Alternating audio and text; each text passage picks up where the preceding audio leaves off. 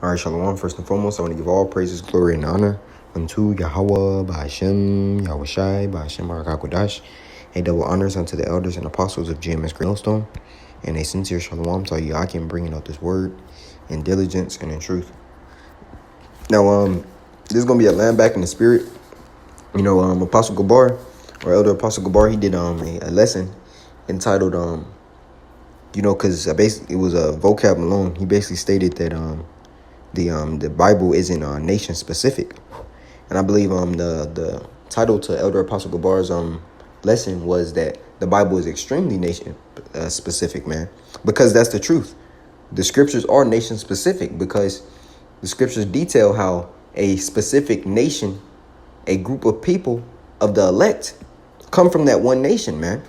The Bible isn't about salvation of everyone, contrary to popular belief. Who the world ignorantly calls the Messiah, did not die. His blood does not cover everyone. Just like the covenants don't cover everyone. When you go back into the Old Testament, that covenant was for who? The Israelites, man. Well, that same covenant was extended unto the same people. The second covenant was still extended unto the same group of people. The difference that happened and why everyone is so confused is when you throw the word Gentile in there, man. Because the people don't understand that Israel as a nation was scattered, and though their physical appearance has changed, that seed of Israel is still within these people scattered across the nations whom these gospels and these letters were sent, man. That's really it. That's the plainness of it. So I'm going to start here in the book of Romans 11. Because this is Apostle Paul speaking. I'm going to start at the top. I say, then hath Yahweh cast away his people?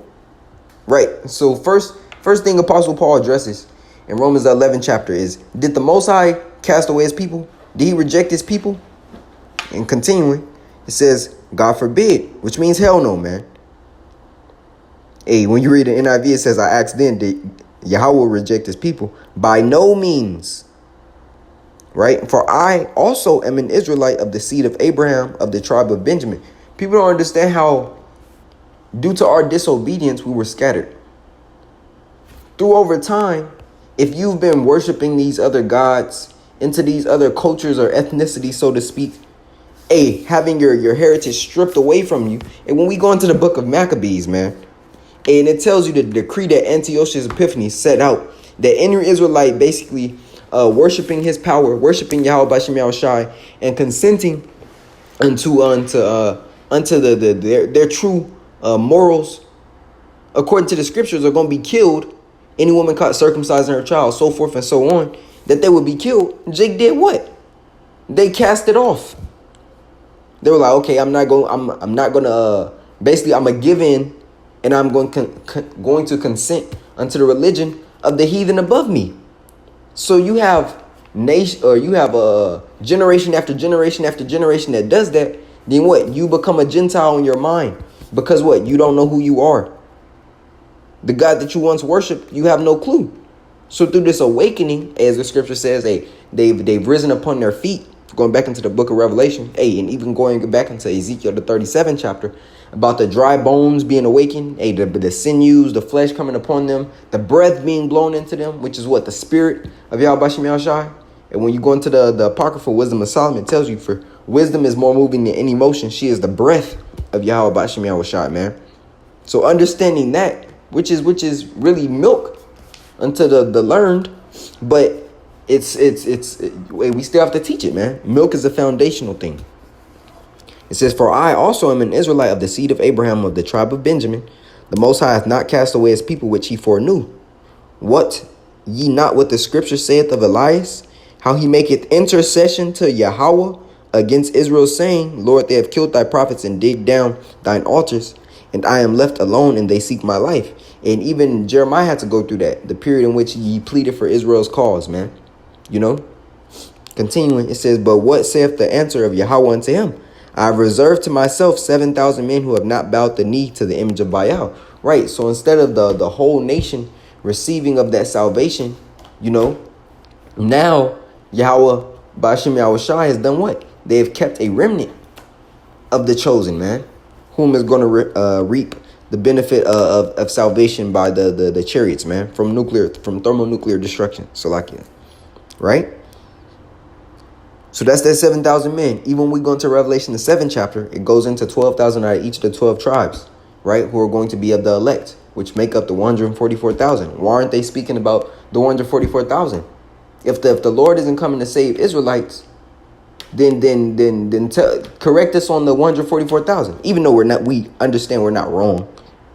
Who is the 144,000 that the scriptures speak of time and time again? The 7,000 men who have not bowed the knee into the image of Baal. The grape of the cluster, whom Yahweh B'Shem Yahushua have chosen.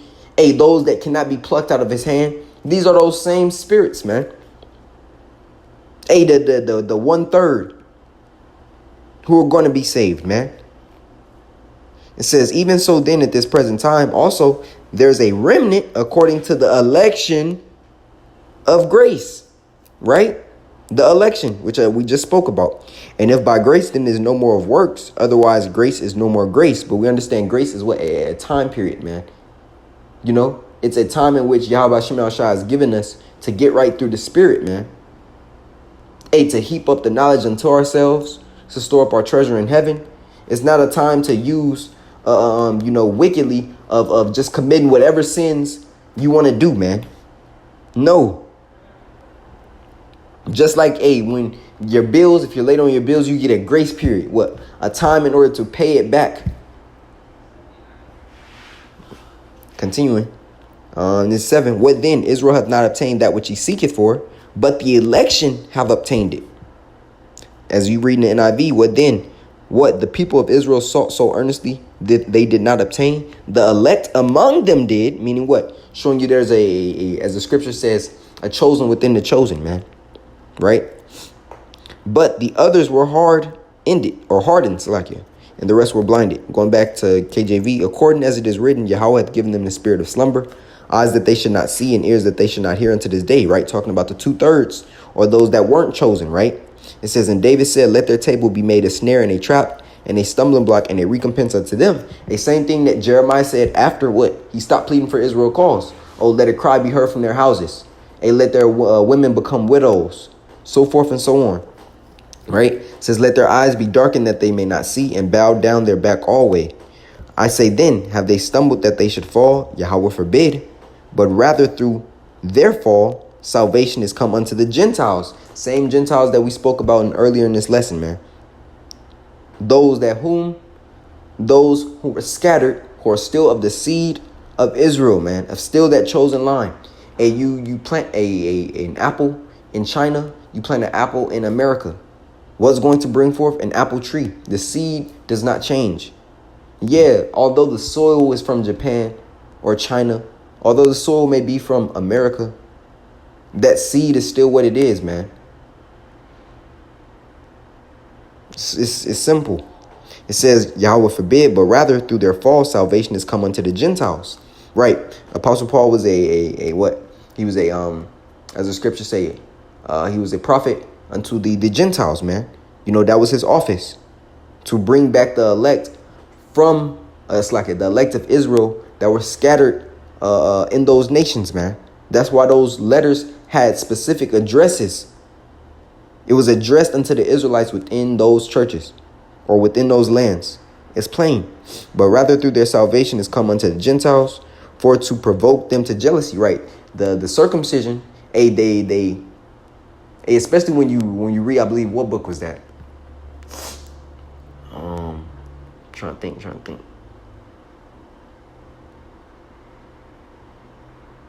So like your Lord willing, it comes back to me.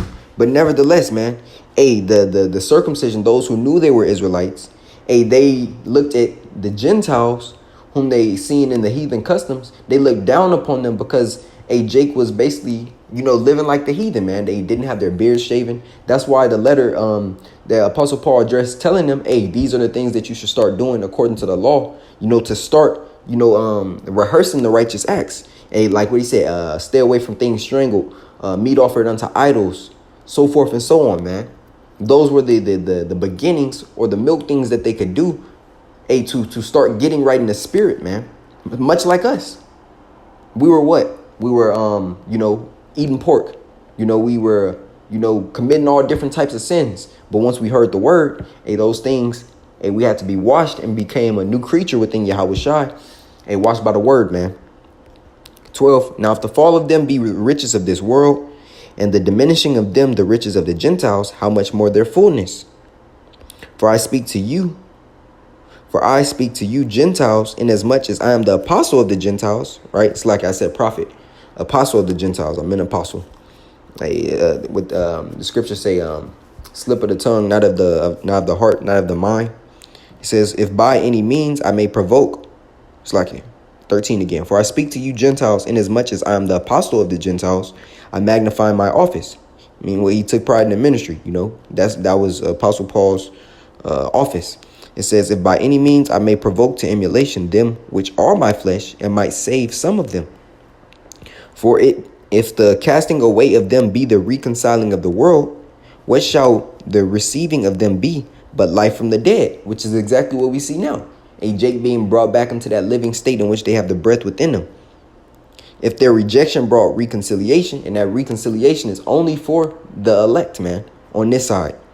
The 1/3, because that's whom Yahweh Shai is going to save. It says, for if the casting away of them be the reconciliation of the world, and that reconciliation was done through Yahweh Shai's blood, man, because he bought us back. Hence the scripture says, for you were bought with a price.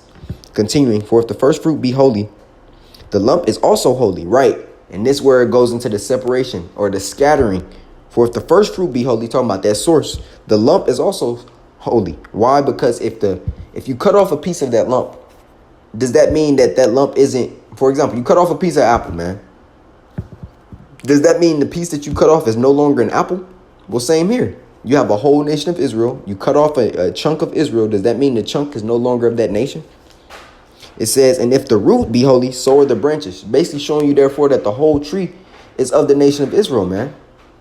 It's just what? The leaves fall, die off. The leaves that fall and die off, they're still leaves of that tree. They're still Israelites. Continuing. And if some of the branches be broken off, and thou being a wild olive tree, went grafted in among them, and with them partakest of the root and the fatness of the olive tree, boast not against the branches, right? These are the Israelites that were scattered. And they what? Came back to whom the knowledge of their history and who they were. Partakest of the root and fatness of the olive tree. Boast not against the branches, but if thou boast, thou bearest not the root, but the root thee. But wilt thou say then the branches were broken off that I might be grafted in? Well, because of unbelief they were broken off. Plain and simple. They were into these heathenistic customs. They were living as the heathen. That's why the scripture talks about, I believe it was Timothy's father. It said he was a Greek. Does that mean he wasn't an Israelite? No, but he was a Greek because that's where he was living in the same mind state of those Grecians, man. He was in a Grecian captivity. So just because Jake is in America, that means they're American and not Israelites? So-called Negroes, Latinos, and Native Americans that live in America. Does that mean they're not Israelites because they live in America? Or they just American now? No, they're still Israel, man. This is just the captivity in they're under, the rulership they believe in, and the customs that they're given into. Now, it says, well, because of unbelief they were broken off, and thou standest by faith. Be not high-minded, but fear. Now, I'm going to grab some more precepts because, we can keep going in Romans 11 all the way down to the end. But I want to just grab more precepts to show forth that, this is extremely or a holy nation specific. The nation of Israel, man. Now, we're going to Amos, the 3rd chapter. We're going to start at the top. It reads, hear this word that the Lord Yahweh has spoken against you, O children of Israel, against the whole family, which I brought up out of the land of Egypt, saying, you only have I known of all the families of the earth. Therefore will I punish you for your iniquities. Right, and part of that punishment was us being scattered across. Matter of fact, I'm going to just grab it, man, just in case for those that may not know. This James 1:1. James, a servant of the Yahweh and of the Lord Yahweh Shai, to the 12 tribes which are scattered abroad, greeting. So what? This is a letter given or addressed to who? The 12 tribes which are scattered abroad. And he's saying greetings, man. Shalom. Just to show forfeit for those who may be new watching the videos and just may not know, man. People are still waking up. This Amos 3, And I'm going to read 2 again. You only have I known of all the families of the earth. Therefore, I will punish you for all your iniquities. Let's grab another precept. We're going into the book of Isaiah, the 45th chapter. We're going down into the...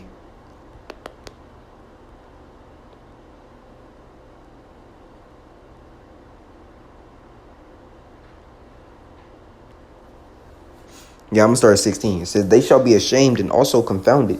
All of them, they shall go to confusion together that are makers of idols. 17, but Israel shall be saved in the Lord Yahweh with an everlasting salvation. Ye shall not be ashamed nor confounded, world without end. It's plain. Israel shall be saved in the Lord with an everlasting salvation. And that world without end is going into that everlasting kingdom, man. That's why when we go into the book of Hebrews 13, it tells you, for here we have no continuing city, but we seek one to come. And that one to come goes along with this scripture here in the book of 2nd Esdras. And we can go to Isaiah 40 and 2, 40 and 17 as well. But I meant 40 also, But on this 2nd Esdras 6 and 40.